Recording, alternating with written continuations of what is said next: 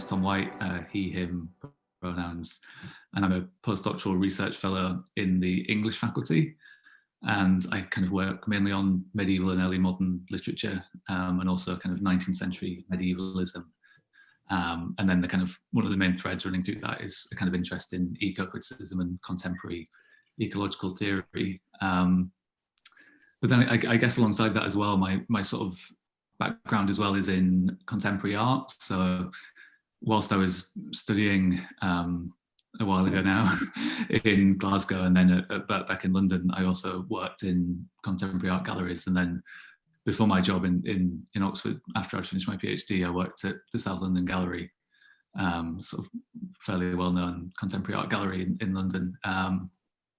So yeah, those two kind of parts of my career sort of sometimes converge and then other times feel sort of very far apart. But yes, I think for the kind of the discussion tonight, I'm kind of happy to talk about kind of literary eco-criticism, but then I've also sort of done a fair bit of work recently on, I guess, kind of responses to the climate crisis in visual culture, which is kind of something that I'm kind of broadly interested in too. So we can maybe talk about that as well. Awesome, fantastic, thank you. Deborah, do you want to briefly introduce yourself and what you've been up to? Sure, thanks, Jamie. So I'm Deborah Lilly. I did my PhD a few years ago now at Royal Holloway, and I focused on eco-criticism and pastoral for my dissertation there. And eco-criticism and the pastoral was something that I was interested in, had been interested in the whole way through my undergraduate and graduate career, really. It's something that really crystallized for me when I was studying my master's at Royal Holloway, and I'm focusing on contemporary literature and the environmental turn that was underway in literature around the millennium. And I became especially interested in the ways that contemporary writers in Britain especially were reimagining traditional ways of representing nature and the relationship between humans and nature in response to, a radical break in the way that we understand those relationships in response to climate change. So my research has been, circling around those themes for many years now, and my first book, which comes out of my PhD dissertation, The New Pastoral in Contemporary British Writing, is all about that. And I've also written lots of journal articles and book chapters on those topics as well. And hopefully today we can talk about some of those themes and just why it's so interesting that contemporary literature and contemporary writers in Britain especially are drawing on this ancient tradition of the pastoral to deal with a extremely contemporary problem. More recently, I've been kind of expanding out that research on nature and the pastoral in contemporary literature in terms of the way that it intersects with other literary traditions that are also in the process of being reimagined in contemporary writing about nature, in particular the Georgic and utopia. So we can perhaps talk a little bit about those things as well. But as you probably saw from my bio, I am not directly an academic. I am an editor right now. I'm based in San Francisco, where I'm managing editor at Places Journal, which is a journal of public scholarship on the built environment. And our mission really is to bring research and writing in the design fields, in literature, in geography, and so on and so forth, out of the academy and to a broader engaged public audience. Our ethos, if you like, is that this kind of research and writing is almost too important to stay in the silos of academia, and also is of interest to an engaged public in and beyond academia too. So the issue of, or the theme of public scholarship, of open access, and of public engagement in academic research is something that I'm strongly interested in, and I suppose there's always been a kind of tandem research interest of mine alongside literature and eco-criticism. And I've been involved in a few open access publishing projects over the years, which I think, Tom, is something that you're also interested in too. I saw you'd published with the Open Library of the Humanities, which is just an excellent project. I'm not sure if that's something that we necessarily have time to talk about today, but I think is something that's quite important in relation to the study of literature in the environment and these pressing themes in particular. Yeah, thanks. I think that's a really good point. I'll try to make time to talk about that towards the end.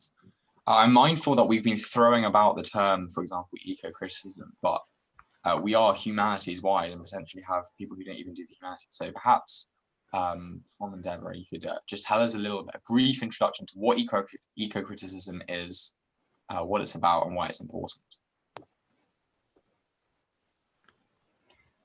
Sure. I mean, I'll jump straight in. So I think that my favorite definition of eco-criticism is one that was put forward by the critic Timothy Clark, which is a very broad and encompassing definition of eco-criticism as the study of literature and the environment in response to contemporary understanding of environmental crisis, but specifically the revisionist challenge that contemporary understanding of environmental crisis gives us in terms of the way that we think about literature and the environment. And for me, it's important to think about eco-criticism in that expansive way and in that revisionist way. As any of you who have read around the topic of eco-criticism will know, it's a young field, probably really only 30 or 40 years old, depending on who you ask.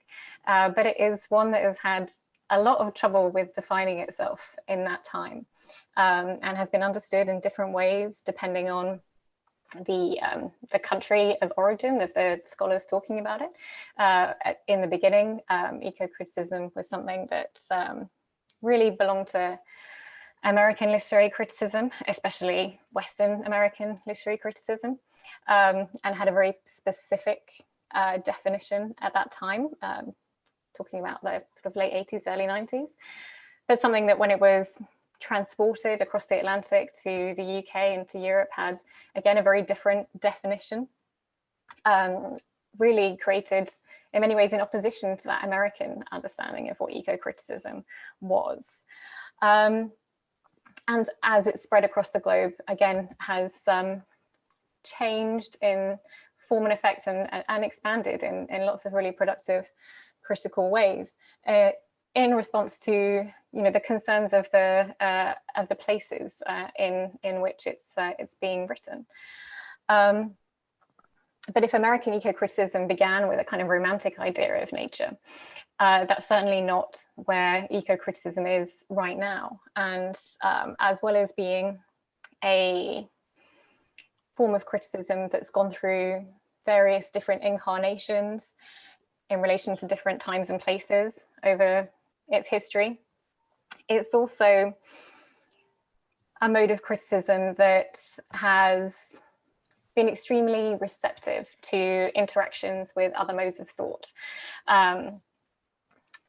which isn't surprising given the expansiveness of its topic, of considering literature and the environment, which of course has intersections with so many other schools of thought, like feminism, post-colonialism, all different kinds of things. So it's a very heterogeneous form, I would say, eco-criticism, which I think is what makes it such an exciting field to be part of right now, because it's something that's changing and evolving all the time, largely because its main focus is a situation that is changing and evolving all the time.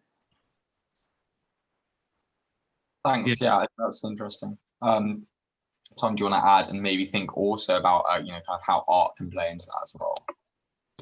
Yeah, I mean, that's a great sort of summary from Deborah. I think there's definitely something to say about eco-criticism's kind of reflexiveness, particularly over the last maybe sort of 10 20 years. So I guess the kind of field had emerged in an American context from kind of what we would think of now as kind of nature writing.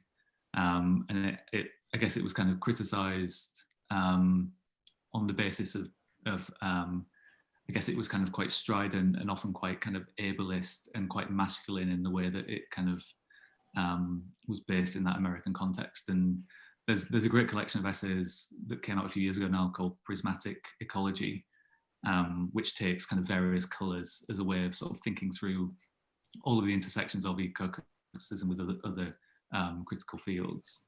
I mean, I guess one of the things I was thinking of as you were speaking, Deborah, and that I think relates to the kind of field of art criticism as well, is one of the kind of important questions that eco-criticism raises, I think both kind of implicitly and explicitly on certain occasions, is the relationships between sort of critical practice and artistic practice and what we would think of as activism, which is maybe something that we can sort of come back to later. But I think one of the things that eco-criticism maybe strives for more and more is a kind of actual positive effect in the world, whatever that kind of looks like. And I think that that's a kind of similar conversation that's going on in terms of art criticism as well, is that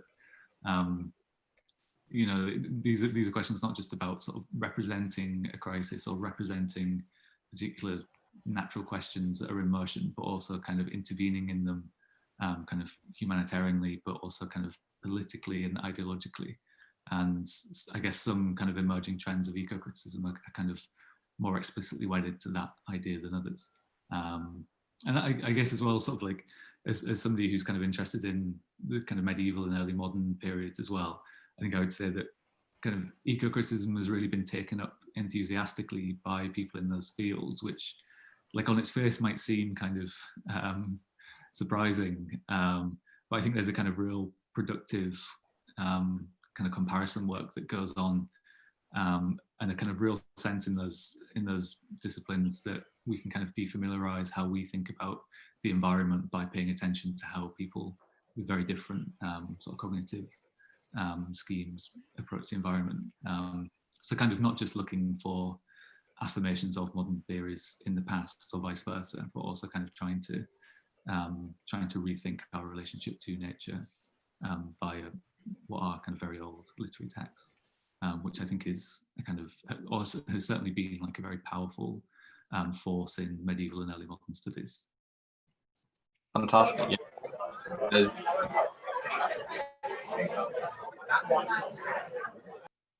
Sorry about that. Yeah, no, there's loads to unpack there. Maybe we'll start. I want to pick up on that point that Tom made about activism, which was actually going to be my first question, kind of the first theme I want to explore.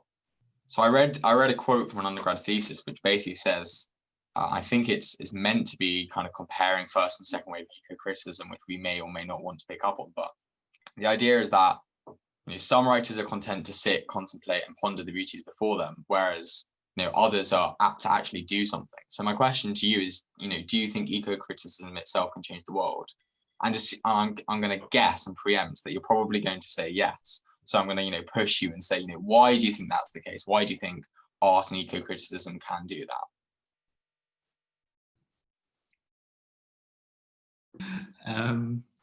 Yeah, I mean, it's a big question, and a good question.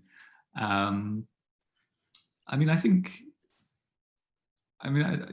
from a basic perspective, they have the ability to reframe how we see the world and how we see the connections between kind of social and natural systems in a way that isn't necessarily kind of empirical or even necessarily descriptive, which I think is a very sort of powerful way of reading literary texts.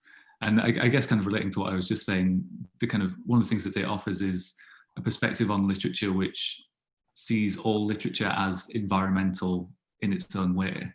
So it kind of also offers a kind of, I think, quite a useful history of environmental thinking.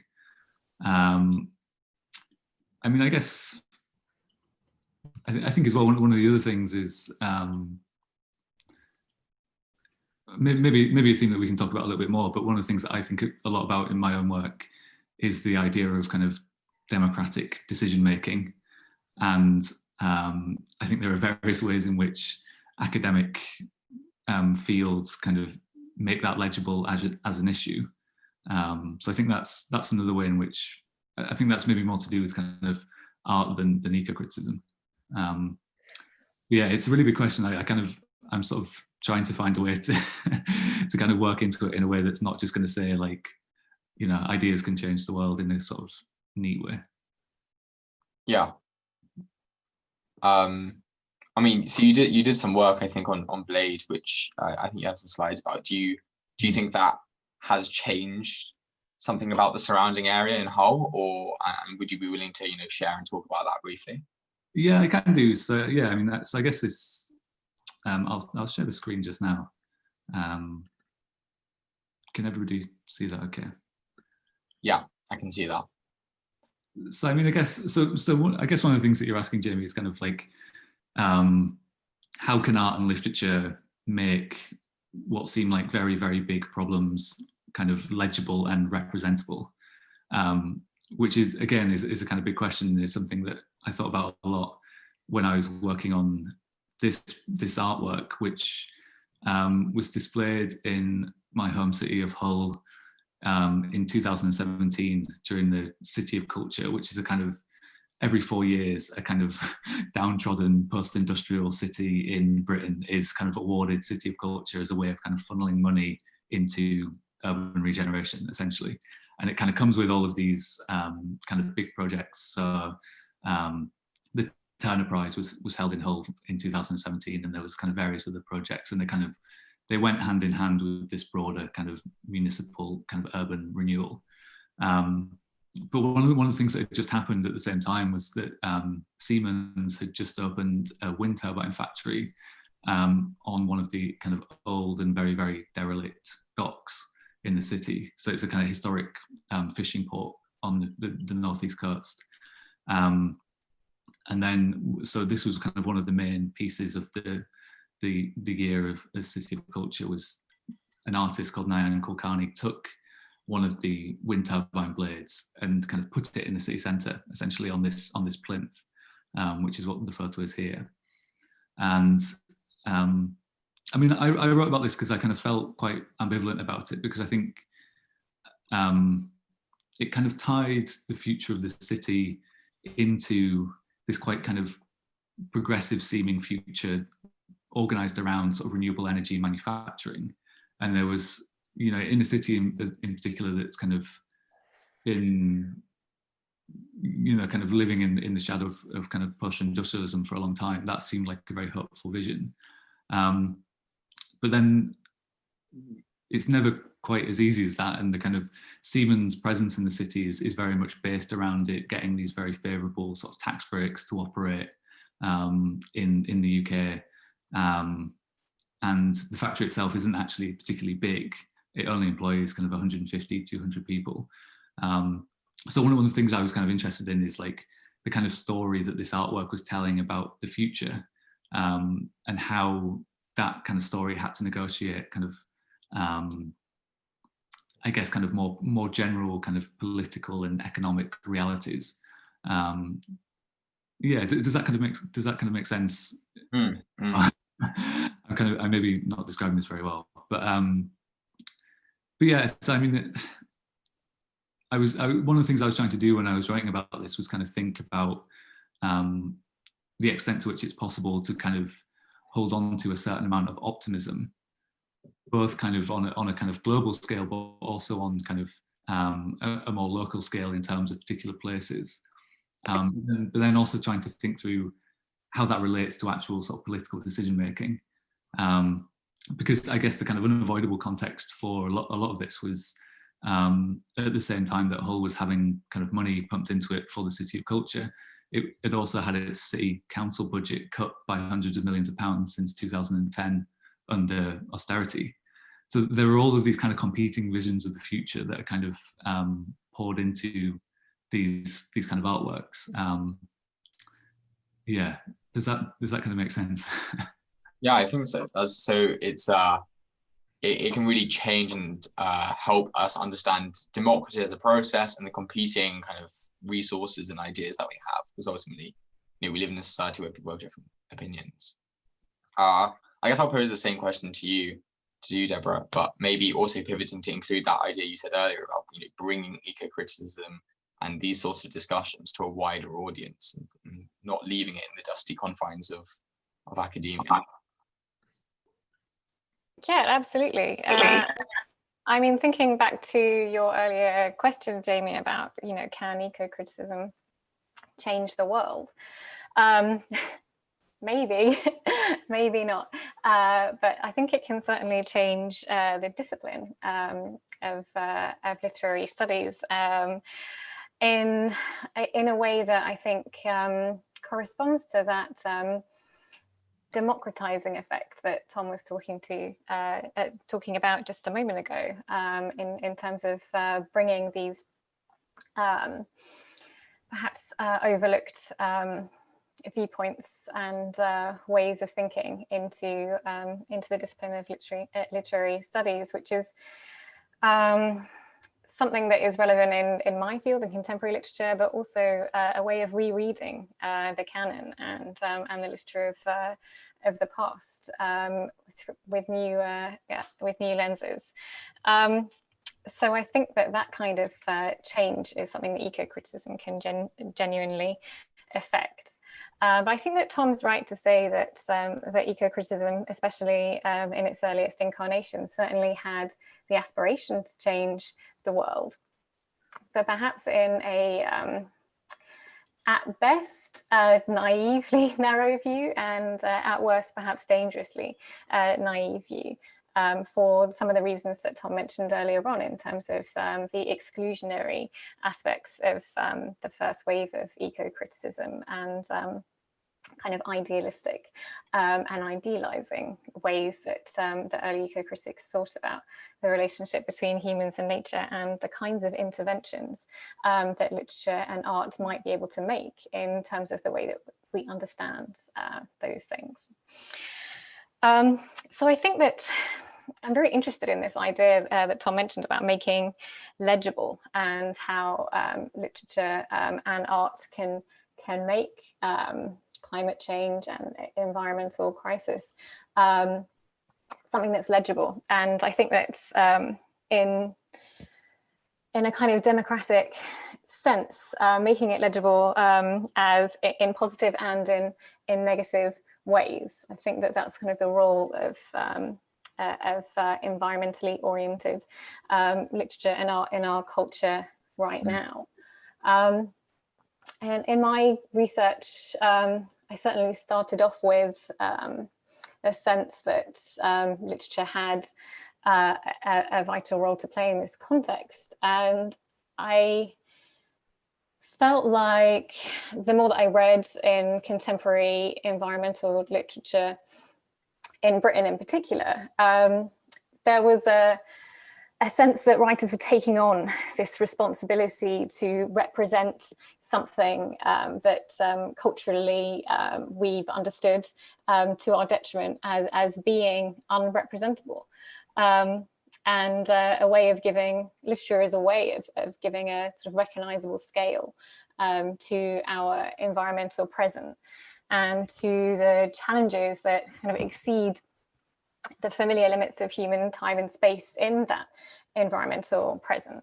So in like contemporary fiction and contemporary nature writing, in all different modes of contemporary literature, we see, and I talk about this a lot in my book, we see writers who are, trying to make issues that are happening at planetary scales or remote distances accessible to some degree to their audience, which of course is not to say that those kinds of incarnations of climate change aren't already accessible to many people all around the world. But in relation to the wealthy Western world, there is still a prevailing kind of sense of what I think about 30 years ago, the economist Anthony Giddens called future discounting, which is the idea that if something is happening at a scale that you can't quite grasp, you can leave it for somebody else in the future, kick it into the long grass, and at some point we'll be better equipped to deal with the problem than now, which of course is the problem that we're seeing politically over and over again with you know, the material effects of climate change that we've failed to respond to in all different kinds of ways. And that's something that I think about a great deal living in San Francisco in Northern California, in a place where you know, the realities of climate change are hitting in the form of wildfires and sea level rise and so on and so forth. But it's not something that you necessarily register in the experience of everyday life. And I think that phenomenon is something that fiction especially is well equipped to help us to grapple with. How do we understand, how can we understand, and how can we make accessible the idea that everything that we do has all of these unintended consequences. Timothy Clark, who I mentioned earlier, had a great series of essays a few years ago, which were thinking through that very problem. You know, how do you deal with the fact that every time you flip the switch in your kitchen and boil a kettle, you are participating in this network of global effects that don't have any impact on you right there and then, but which you are inextricably implicated. So I think that in terms of eco-criticism changing the world or environmental literature changing the world, I think in contemporary literature we can see a real attempt to kind of get our arms around a problem or aspects of problems that are too big for us to think about on an individual or even a cultural scale in the West. I'd argue that literature is one way that we're kind of working through the limits of familiar ways of thinking that are bound by human scales of time and space, and how we might try and think within a changed understanding of those limits. And that's something that a lot of the novelists that I've written about in my book and researched are really directly engaging with, you know, setting out to make an intervention in. Jim Crace, for instance, has talked a lot about how fiction is a way of grappling with things before they come upon you. Of kind of, he says, in the context of climate change, he talks about practicing grief before it flattens us, which of course there's a degree to which that's a luxury that we maybe don't have, but at the same time, we don't have any option but to live in the circumstances that we're in. You know, we can't flip a switch and suddenly all find a way to live that is going to change the situation that we're in right now. So what do we do about that? Maybe we turn to art and literature as a way to kind of turn those problems over and find a way to think through them. And I think that's very much the condition of the contemporary in the Western world. And I think it's very much the condition of the contemporary novel in the Western world. And of course, then, you know, as long as it's existed, then the novel has been a reflection of the time and the place in which it's written, and a place to kind of work through those things. So I think that there's an element of eco-criticism or environmental literature and art changing the world that isn't quite as idealistic as one might initially think. Yeah, I think it's really interesting, the idea of helping us grapple with and understand an issue, and perhaps even like helping us to kind of deal with the fact, like, you know, deal with the problem as it happens. You know, there's I think somebody recently classed environmental anxiety as a new form of kind of mental health condition because people are getting overwhelmed by it. And I think maybe eco-criticism could kind of play a role in that. And I also think it plays a role almost in some way kind of similar to dystopia, in that it kind of convinces people that it is a problem, and that it is a problem that we need to deal with at the first instance. I think that's another way personally that I see it as being really good at like helping change the world, is making people more environmentally conscious, more and not just seeing it as we need to kind of be sustainable, but also like we actually need to integrate with nature, and that we should value it inherently. I think that's something I've gained a lot from in terms of reading about, about nature. So I guess I wanted to, we've thrown around the first, second wave distinction. So let's maybe briefly outline that, because I'm mindful again that people might not know what that is. So the idea is that I think, as Tom alluded to, that it was kind of pretty inaccessible in the sense that it was often, top, masculine values, or white Western masculine values of, and I've also heard criticisms that, it romanticizes nature and it doesn't really do anything. Whereas kind of the second wave is more about trying to understand how humans, human society and nature can kind of be integrated, how they can work together. Do you think that covers it, or do you think there's a different distinction there?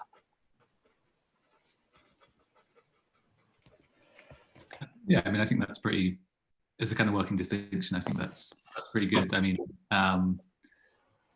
yeah, there's a great essay by somebody called Vin Nardizzi where he writes about the kind of early, or the kind of first, what we would call the first wave of eco-criticism as bright green, by which he kind of precisely means kind of masculine and affirmative. And I think as well, this sort of taps into maybe like a problem that still endures to a certain extent in eco-criticism, which is that I think a lot of eco-critics do still find it quite hard to sort of move away from a kind of broadly recuperative reading of literary texts. So kind of the idea that kind of, yeah, like things are bad, but like this literary text will help us kind of get out of this problem. And right. Which in a sense, like, like I am sort of myself an optimist. So like I do, like I do kind of get that. And I do think that is commendable in a way.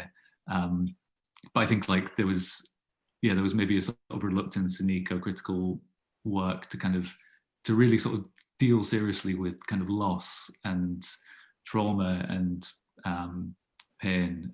I think in ways which were then kind of a lot of the ideas that were taken up by what you were sort of describing as the second wave eco-criticism, which I guess like I kind of think of as a kind of moment at which eco-critical interests sort of intersected with existing critical writings around sort of race and gender and sexuality in ways that have been sort of incredibly sort of exciting and productive, I think.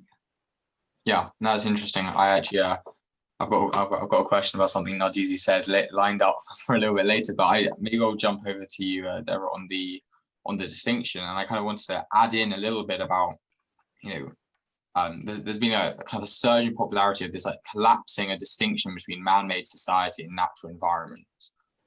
How far do you think, do you buy into this? How far do you think this can go? And what role do you think it plays, this move towards the second wave of criticism?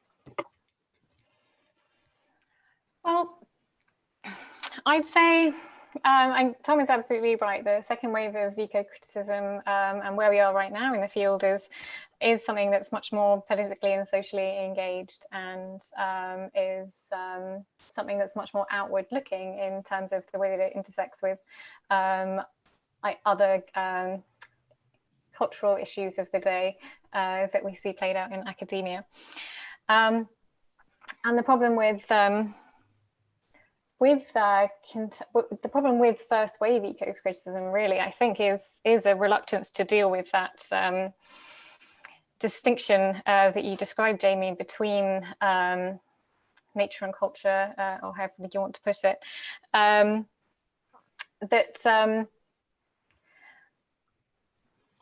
It was a reluctance to engage with that really fueled first wave eco-criticism, and it's an embracing of that we see in contemporary eco-criticism, which I think is probably more to do with a genuine engagement with the political possibilities of the field than we saw in the first wave of the form. And it was also to do with the places that it came out from. A second wave of eco-criticism is much more global in terms of approach, and for that reason, I necessarily takes into account things that just weren't in the purview of the largely white male first wave of eco-criticism. I mean, the first wave of eco-criticism in many ways relies heavily on a selective understanding of pastoral and of nature writing, and of the dynamic of retreat and the return to nature as a means of recovery, and a sort of understanding of environmental degradation as a product of estrangement, that, you know, we've become so separate from the natural world that we don't care about it anymore. And if we only went out into nature and experienced it firsthand, then we would feel compelled to protect it and act in a different way. And for that to really work, you necessarily need to have these kind of distinctions between what nature is and what nature isn't, and these kind of gradations of nature in the landscape, in the distance between the country and the city, or the urban and the rural, that of course don't really exist. It's really relying on the idea of nature as an externality, which of course it isn't. So the problem with that early way of thinking about eco-criticism was that it was really fundamentally escapist. It was that if only we got back to nature, we would everything would be okay. And in a more dangerous way, that kind of rehearses the understanding of place and the perception of nature that kind of enabled the the practices of the 20th century that began in the Industrial Revolution, that led to the situation that we're in right now. Situations that fundamentally call into question the spatial dynamics of pastoral or of retreat, or of getting back to nature as an idea, all of which is highly problematic. But it really didn't take too long for the collapsing of those distinctions to overtake eco-critical thought and to steer the form in different directions that were more genuinely politically engaged and a little bit more cognizant of the realities that we're facing. Yeah. Can I just to add something to that as well, which has come back with COVID, is there's a kind of profound anti-humanism in a lot of that thinking around the kind of return to nature, because one of the things it kind of sets up is the idea of there are just too many people in the world, this kind of Malthusian and often sort of outright kind of eugenicist sort of trend. And I'm not saying that first wave eco critics sort of said this, but I'm kind of saying there's this kind of, it has built into it, I think, a kind of anti-humanism, and that kind of idea is incredibly powerful, and we see it sort of reproduced, I think, sort of a lot. People like David Attenborough has come out on lots of occasions and said that the problem with the kind of current world is not the kind of economic system, it's the fact that there are too many people in it. And there was and kind of similar things were going on with the response to COVID as well during lockdowns, when people were kind of tweeting photos of nature and saying humans have disappeared and nature is returning. And it was kind of this, there was kind of all sorts of quite odd things going on with that, I think, kind of culturally, but also kind of psychologically, that kind of humanity in itself is seen as the problem, or as a problem, which I think is a sort of a very poor reading of the actual kind of political reality and cultural reality that we're in. And I guess maybe relates to debates that are going on around the term Anthropocene, and whether or not it's actually a kind of useful way to think about our current geological and sort of political era. Yeah, no, thanks. That's great. You preempted my question there. And thank you for your answer, Deborah, as well. They're both brilliant. I was actually going to ask, do you think first wave romanticization of nature, plays into QAnon conspiracy theories and people posting we are the virus and all of that? So I'm glad we've you agree, and I think it's a really interesting question. And so to kind of prod on this idea of not seeing humans as a part of or an externality to nature, how do you think we balance that? Because obviously, although we are an externality to nature, there's kind of a power dynamic in that we might make an analogy to perhaps to feminist theory or feminist criticism that, obviously there's kind of a problematic power dynamic with how humans have been treating, flora and fauna, etc. How do you think we kind of take into account this point of view? How do we represent non-human or non-animal interests in this discourse? How can art or eco-criticism help in that pursuit?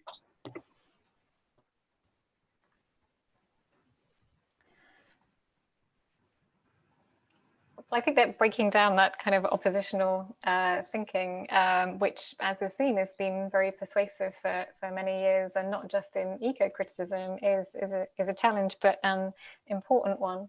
And it's interesting, Jamie, excuse me, that you mentioned the pandemic, because I've been thinking about this a little bit lately, in relation to some of the writing of Kathleen Janey, Scottish poet and nature writer, and how one of the things that she was really interested in about a decade ago now in her writing was ways to kind of deal with that distinction and those definitions of nature and humans that we're stuck with, but are so problematic. And the different ways that we might try and define the term nature, and she uses the example of disease as a way of problematizing the idealization of nature, and maybe that might be an interesting counterpoint to the QAnon version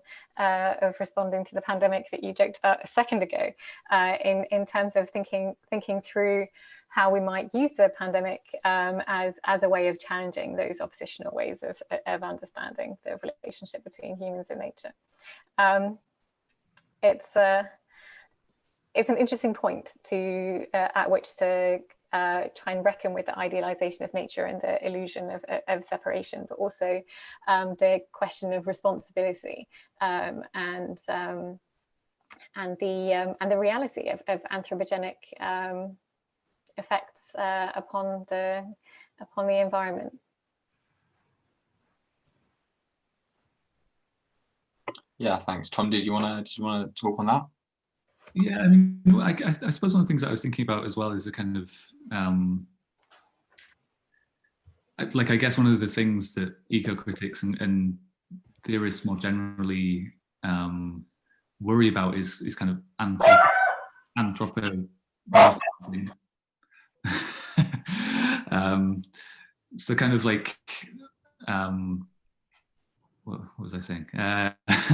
So yeah, so kind of anthropomorphizing non-human beings and animals, and I think one of the points that Jane Bennett makes in her book Fibre Matter, which is a book I kind of feel ambivalently about for lots of reasons, but one of the points that she makes is that as humans, like, we kind of can't avoid anthropomorphizing non-human creatures and other forces, and so kind of as a kind of strategic storytelling strategy, it might actually be quite useful, which then kind of, I guess, sort of leads me on to thinking, and this maybe relates to some of the things you were talking about, Deborah, is kind of which literary forms are the best or are good for staging these questions, and is kind of, are these kind of things that people deal with best in poetry? So I'm thinking there's an amazing poem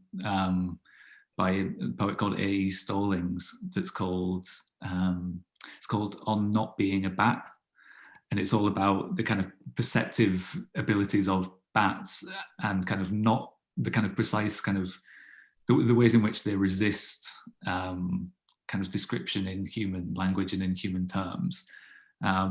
And then, like, in turn as well, it's also a poem that's about, the kind of conceit is also that it's a poem about poetic language, and can poetic language even convey human thoughts, let alone what it's like to be a bat?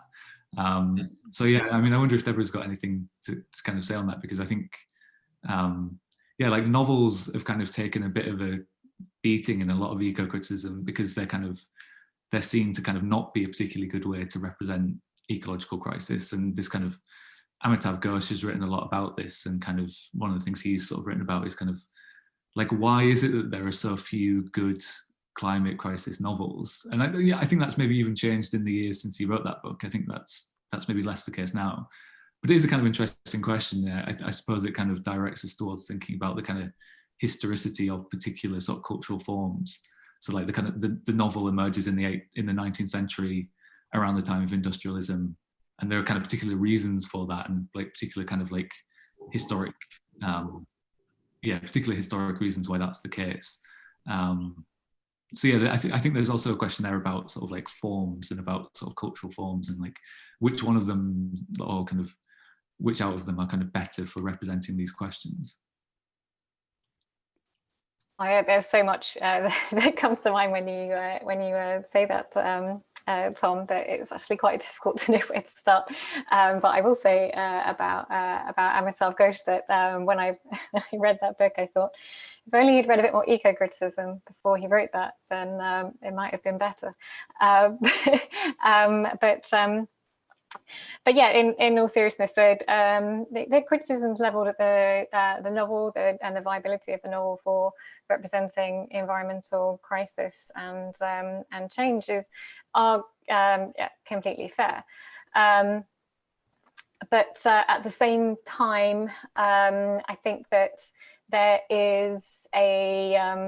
there's a critical opportunity in thinking through the challenges that contemporary conditions present to ways that we have traditionally dealt with representing human experience in literature through the novel, for instance, or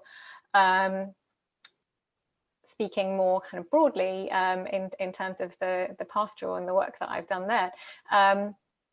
It's about the kind of critical opportunity that's present in rethinking the ways that we've done things before, and kind of using those in a self-reflective way to kind of open up in a productive way the modes of thought that have kind of led us down all different kinds of rabbit holes that we're in right now. So I do think that there's a value to rethinking those traditions and the ways that we can use them in a productive, critical way right now. But in terms of the success or failure of the climate change novel in scare quotes, yeah, there's an awful amount of, there's a huge amount of really terrible writing and novels in response to environmental crisis. And I think largely it's because, sorry about my dog barking, it is parcel delivery time, and I'm in my living room, which is where the front door is. So sorry about that. Just recover my my trail of thought. Where was I? Oh yeah, so a lot of the problem there was the form in which people were writing. So I mean, dystopia is the go-to, right? If you're thinking, how do I represent environmental crisis? Oh, I should probably imagine the end of the world, because that's where we're going. And there's lots of really productive writing in the dystopic mode. But there are also just a lot of pitfalls in writing in that mode. And I would say that the most successful contemporary British novels that deal with environmental crisis are the ones that approach it more obliquely or more subtly, that are interested in the kind of inevitable incursion of environmental crisis in the fabric of everyday life. So I'm thinking especially of Ali Smith's Brexit trilogy, and every single one of the trilogy quartet, every single one of those novels is about environmental crisis, and you know, the way that we relate to place and ideas of nature resonates through all of those books, but they're also about everything else that's going on in the world right now. And I think that I think the novels are really productive form for thinking through that really complicated interweaving and meshing of these like cascading crises that we're dealing with right now. And I think that's a really productive way of using the novel in response to environmental crisis. Fantastic, thanks. I've spent a lot of time asking questions. So I'm going to now take some questions from the audience. We've already had one, so we'll start with that. But if you do have a question, please just maybe type in the chat that you have a question. You can come on video and say your question if you'd like, or if you prefer, you can just pop it in the chat. So we'll start with the question from Adam Bridgen, which says, in Slow Violence and the Environmentalism of the Poor, Rob Nixon wrote that literary and post-colonial studies have ignored the environmentalism that often only the poor can see. I was wondering if you had an idea as to what extent the future possibilities of eco-criticism are reliant upon assessing a wider range of perspectives, particularly those from marginalized backgrounds. And what promising developments have you seen in your respective fields, contemporary and historical?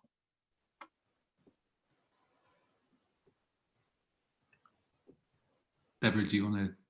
I've got a couple of things to say, but do you want to go first? Sure. And I've got to say, I really love that Rob Nixon book, and I think that it was really a moment that changed the way that we think about the field of eco-criticism and its purview in a really productive way, in terms of bringing in regions of the world and interests of marginalized people, to borrow Adam's term, that weren't necessarily part of eco-criticism in its earliest incarnations, and even throughout the second wave. I think if there's a third wave of eco-criticism underway right now, and lots of scholars think that there is, then it is very much about that kind of engaging with the things that we haven't looked at before. And in some ways, I think that there's an aspect of eco-criticism that comes back to the way that I defined it at the very beginning, in terms of it being a form that's been through many incarnations in a short period of time, and one that's been subject to quite a lot of infighting in terms of what it's about and what it encompasses and what it's for. I think that there's a moment now where it's changing again, and looking forward, and opening up to perspectives that are irrevocably part of what the field is interested in, but haven't always been there. Yeah, I mean, just to echo Deborah's point, that book is great, and I'd recommend it to anybody who's interested in this kind of field. And it covers like a lot of ground as well. Like it's very kind of broad ranging in the types of narratives that it takes up, which I think is kind of important. I mean, one of the things I was thinking about was, yeah, and I guess a kind of third wave of eco-criticism, I guess kind of looks for ecological issues in places that we wouldn't necessarily associate with them to start with. And what I mean by that is kind of seeing all texts as in some sense environmental. And so, something that I was thinking about recently, and I'm going to just make sure I get this person's name right. So there's a great collection of short stories by Nana Kwame Adjei-Brenyah called Friday Black. And it's this quite odd collection of short stories, which is all about Black Friday and the kind of psychological effects of it. And it's set in this shopping mall in America, and the narrator is somebody who works in a kind of department store. And it's kind of their narration of the kind of, yeah, I guess the kind of consumerist craze that is Black Friday. So it's not a collection of stories that is kind of about nature in the way that we would think of kind of eco-criticism being attuned to, but it's very much a collection of stories that's about kind of unsustainable consumption, and but also about the kinds of psychological investment that people have in consumption, and the ways in which that potentially sort of is kind of a kind of crux for other things in their lives. And so, yeah, so I think there's a kind of increasing turn, or a kind of embedding of eco-criticism or kind of eco-critical principles in ways that you can kind of talk about texts that don't, on their surface, be about the things that we would associate with kind of nature or ecology. which I think is a good thing. I think it's good that those ideas are so kind of embedded now. Yeah, thank you. I think these are both brilliant answers to Adam's question. I hope that answers your question, Adam. Are there any other questions amongst the audience? Wait a couple of seconds. Otherwise, you know, I've got plenty of questions I still want to answer. I think we've run out of time a little bit. Let me just check the chat. I don't think so. So I guess I'll ask, maybe we'll try and wrap up on time for once. And thank you both for coming today. It's been a really interesting discussion. I've got lots to think about, lots to read from the sounds of things. But when introducing eco-criticism, one of the kind of preeminent scholars, Cheryl Glotfelty, compared it to feminist criticism and Marxist criticism and their respective gender-conscious and class-conscious perspectives. So I guess my question to you is, going forward, you know, how do we, the audience, adopt an eco-critical perspective? What should we be doing if you were to summarize it in 1 or 2 sentences?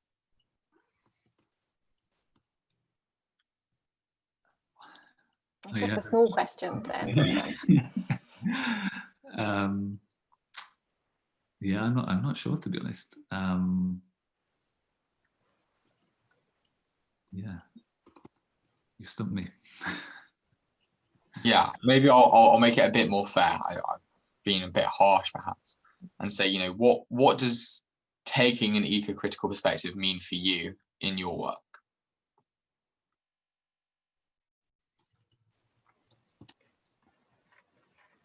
I think it's all the things that we've been talking about. To give you a maybe correspondingly evasive answer, but I'm taking an eco-critical approach is thinking through the ecological implications of creative production and their impact in the world, and that takes many forms and is internally as contentious as it is externally, but it seems to me as though it's a critical imperative that we need to take right now. But importantly, it's not something that I think that we should hive off or distinguish from other modes of critical engagement. I think the way that Glotfelty defines eco-criticism there is reflective of the state of the field at the time that she was writing. And right now, you know, eco-criticism is a field that is intertwined with Marxism and feminism and you know, a multitude of other critical, like more contemporary critical approaches. And it necessarily is so, because in you know, environmental problems are implicated and imbricated in the circumstances that all of those kinds of different critical approaches are responding to as well. I'll leave it there. Thanks, that's great. Tom, any additional thoughts? Yeah, I agree. I think as well, it's as kind of Deborah was saying, I think thinking eco-critically is to think kind of reflexively, not just about sort of literary text, but also about our kind of position as scholars and the kind of institutions through which we kind of learn and then disseminate further knowledge. And I think kind of one of the things that kind of eco-criticism does quite well is to kind of point up the kind of historicity of particular sort of fields. So I think, you know, one of the things that reading eco-critically does is to kind of show us that literary criticism and even the idea of kind of English literature itself kind of has a history, and that history comes out of particular sort of material and political conditions, which, you know, have all of these kind of ecological consequences that we're living in. So I think there's a kind of, to me, sort of reading and thinking eco-critically is always a kind of reflexive exercise about not just the kind of the text or the artworks themselves, but also about the kind of position from which we sort of claim to speak about them. And I think that kind of works both ways, in the kind of, I think one of the other things that kind of reading eco-critically does is kind of, I think, gives us quite a useful perspective on the stories that other people tell about the future mainly. So I'm kind of thinking here about the last big IPCC report. Was it 2018? The kind of 12 years until climate breakdown report. Yeah. It's really worth reading because it's quite an interesting, it's a kind of like, it's a story about the future, right? It's kind of, and it kind of has within it all of these sections where it talks about sort of like solar energy facilities that haven't been invented yet. And it kind of talks about all of these technologies that are kind of going to come in the future that will kind of improve things, right? So it's this kind of scientific and sort of factual document, but it is also kind of, it's also kind of science fiction as well. So I think kind of, yeah, one of the things that reading eco-critically can do, I think, is it gives us, I think, a kind of interesting perspective on sort of political and scientific and technical discourses which sort of claim to be somehow kind of predictive or kind of objective descriptions of the future, but are themselves a type of fiction. And I think it's kind of important to recognize them as such, because it keeps them contestable, which I think is a kind of important task, kind of generally, but then also particularly for kind of humanities-minded people. Yeah, thank you. I think, yeah, those are both great places and great points to end on. Yeah, thank you so much for joining us today. That was really fascinating. I've learned so much in that 1 hour 5 minute discussion. There's lots to go away and think about and lots to read. Thanks to our audience for coming as well. We have a few events later on in term. As I say, our journal is open for applicants, both for editors and writers, and we'd love to hear from you, especially if you've been inspired by Tom and Deborah today on eco-criticism and art, reflecting on climate crisis. If there was things that we mentioned that people didn't catch, like I'm happy for people to email me, or if people want kind of additional recommendations, then yeah, get in touch.